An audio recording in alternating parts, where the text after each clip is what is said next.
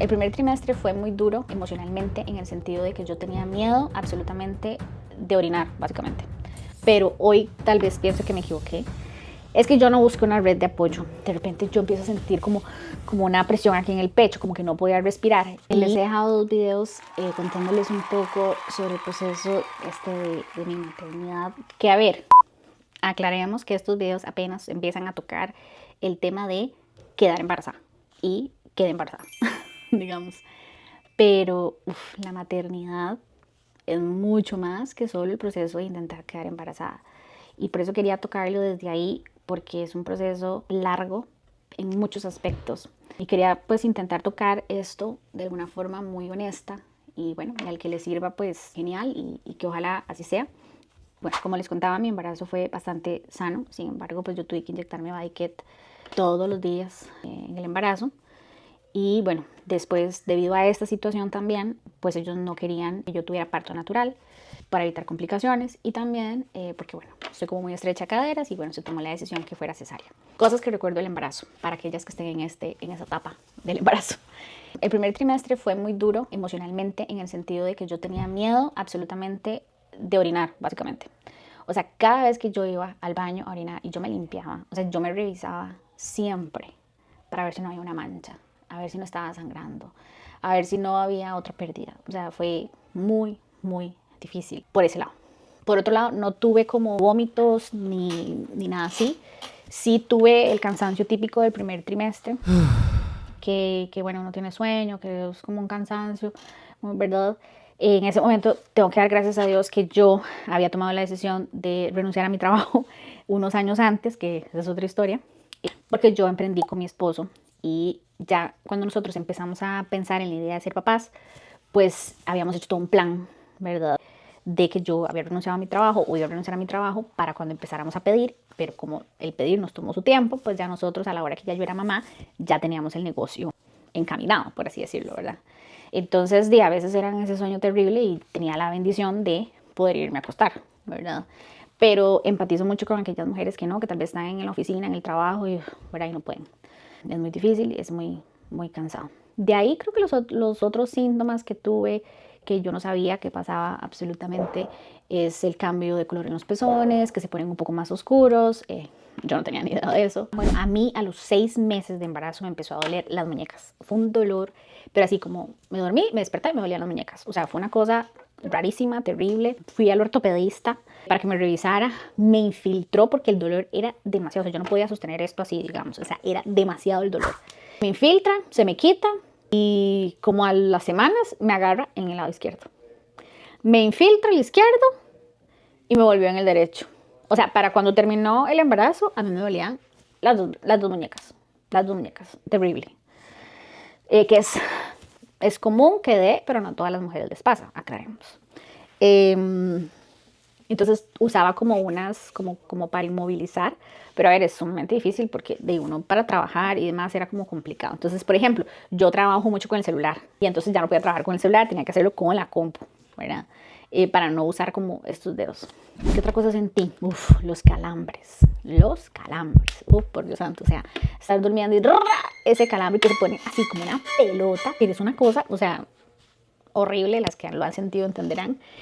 Pero yo aprendí, digamos, cómo hacer que pasara más rápido. Entonces les paso el tip. Ilosamente al principio yo pensaba que era como estirar los pies, como hacerlos así, como estirarlos. Eso hace que se ponga más duro. Entonces lo que hay que hacer es ponerlos así, como que si este es el pie y este es no, esta es la pierna y este es el pie. Así, incluso si usted lo puede hacer así contra el piso, digamos, como apoyar el pie así contra el piso, ponerse de pie, intentar ponerse de pie y hacerlo así, pasa más rápido. Pero duele demasiado. Cosas que a mí me sirvieron en el embarazo, hacerme masajes de drenaje. El primer trimestre no me los hice, pero el segundo y el tercero sí. Primero me los hacía una vez al mes y luego una vez por semana, porque si no, no puede. Me puse 50.000 cremas esas buenísimas de recomendación, una semana antes de que naciera mi bebé. Tenía estrés. Yo no subí mucho de peso, yo subí 10 kilos exactos, pero también confieso que cuando yo arranqué el embarazo, yo venía con cierto sobrepeso que estaba batallando desde años anteriores y que, bueno, había empezado como a hacer dietas y, bueno, a comer bien. No me gusta decirle dietas, comer bien, hacer ejercicios. Y en eso quedó, o sea, como 3 meses y en eso quedó embarazada. Y entonces ahí paré 3 meses, el primer trimestre. Y luego el segundo trimestre intenté continuar, pero no era tan constante porque para mí este tema de hacer ejercicios era, digamos que nuevo, porque yo siempre había hecho ejercicios, pero había hecho más como cardio, ¿verdad? O sea, que zumba, que ejercicios más cardios, correr y no tanto pesas y demás. Ya ahora pues yo tengo 3 años y medio de entrenar constantemente, de entrenar con pesas y demás, entonces yo creo que ya veremos si quedo embarazada otra vez. Mi fe es hacer ejercicios todo el embarazo.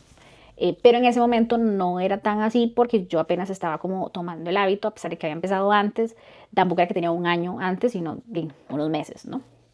Pero yo creo que si el doctor se los permite, definitivamente hacer ejercicios es muy beneficioso por muchas razones, ¿verdad? Pero bueno, obviamente tienen que consultarle a su doctor y ver qué les dice él, qué recomendaciones les da. Antojos y cosas no me dieron nada raro, la verdad. Pero sí tengo que decir que algo que yo hice y que tal vez hoy, tal vez me arrepiento, o tal vez sí, tal vez no lo sé, en ese momento lo vi como muy segura de lo que estaba haciendo, pero hoy tal vez pienso que me equivoqué. Es que yo no busco una red de apoyo. O sea, yo cuando quedé embarazada me acuerdo que mi esposo me dijo que me metiera como en un grupo de yoga que hay, o esos cursos como prenatales en donde hay muchas mujeres embarazadas, ¿no? Para como compartir el proceso con alguien que estuviera pasando lo mismo que yo. Y yo le volteé y le dije, ¿qué? No.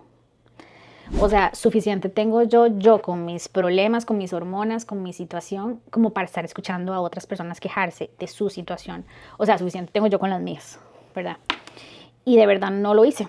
Entonces yo creo que he pasado una maternidad un poco solitaria, ¿verdad? O sea, que creo que está bien hasta cierto punto, pero creo que ahora lo manejaría diferente. O sea, ¿qué quiere decir esto? O sea, creo que uno tiene que tener cierta madurez en entender que los problemas de otros no son tus problemas, sino llevártelos a la casa, ¿verdad?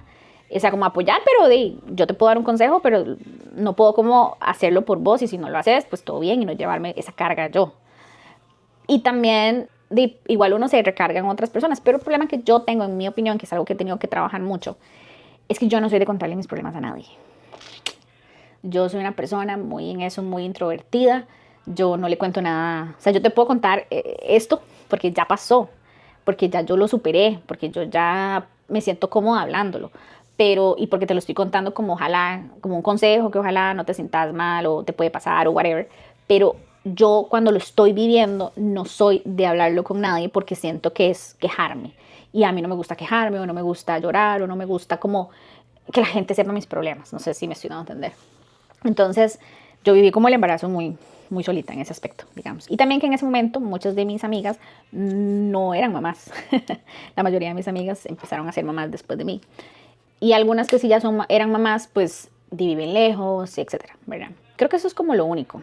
Y hasta la fecha, o sea, mis amigas son mamás y todo, pero yo soy como muy respetuosa, yo no me meto, yo no opino, yo no digo, porque también esa fue otra cosa muy difícil en el embarazo, y cuando usted está embarazada los comentarios vienen. Disfrute ahora, duerma ahora porque después no va a poder. O me decían mucho, cuando usted sea mamá va a entender. Y así, ¿verdad? Y mil de comentarios más. Que yo creo que en esta etapa uno está tan hormonal y tan vulnerable que no es tan conveniente que le digan a uno esas cosas. Y entonces yo creo que por eso yo como que me retraí.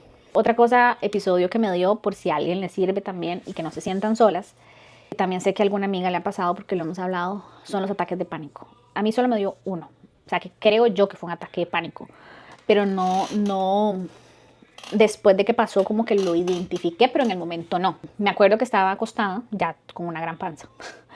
Eran como las 10, 11 de la noche y de repente yo empiezo a sentir como una presión aquí en el pecho, como que no podía respirar. Y a ver, cuando uno está embarazado, ¿no? Le cuesta respirar a veces. Y me empezó como a entrar como un miedo y empecé como a tener pensamientos rarísimos, sobre todo de cómo iba a ser, si yo iba a poder hacer esto, en qué me había metido, cómo iba a salir este bebé, cómo voy a ser yo como mamá, o sea, mil pensamientos a la vez. Y me acuerdo que yo de la nada así empecé a llorar y la verdad que mi esposo en ese momento se portó excelente, porque yo empiezo a llorar y yo soy, ¿pero qué le pasa? Y en vez de tratar como de juzgarme, o sea, me escuchó.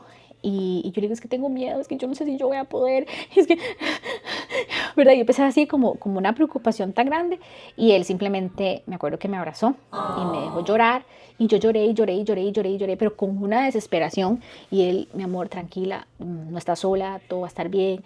Me acuerdo que me dan ganas de llorar porque fue así como demasiado fuerte, como ese sentimiento, como esa impotencia, digamos. Y lloré, lloré, me acuerdo que lloré, lloré, lloré, lloré y ese día dormí como un bebé, que irónicamente los bebés se despiertan cada 3 horas y no entiendo ese dicho, pero ustedes me entienden lo que quiero decir. O sea, dormí súper bien y creo que no tuve más eso.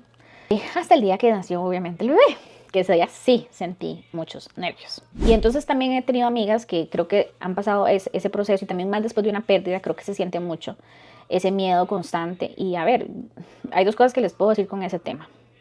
Uno, el miedo nunca se va. O sea, uno siempre tiene miedo de que algo les pase a los hijos. Y cuando nacen, yo me acuerdo que a mí y a mi esposo nos pasó que el miedo se nos multiplicó cuando estaba recién nacido. Después ahí tengo un montón de anécdotas locas que después les voy contando. Creo que es importante hablarlo. Si es mucho, buscar ayuda. En mi caso, pues mi ayuda siempre ha sido Dios. Entonces oro mucho y le pido mucho a Dios. Y luego también leer la Biblia. Y luego pues la psicóloga, ¿no? Y también hablarlo con mi esposo. Curiosamente, cuando Noah nació, yo tenía como escenas locas de cosas que le iban a pasar al chiquito, por no sé, ejemplo, voy caminando y no sé, y mi cabeza era, me tropiezo y entonces el bebé pasa y vuela y yo le voy a caer encima y el cuello, no sé, o sea, unos pensamientos tan locos y resulta que a mi esposo le pasaba igual.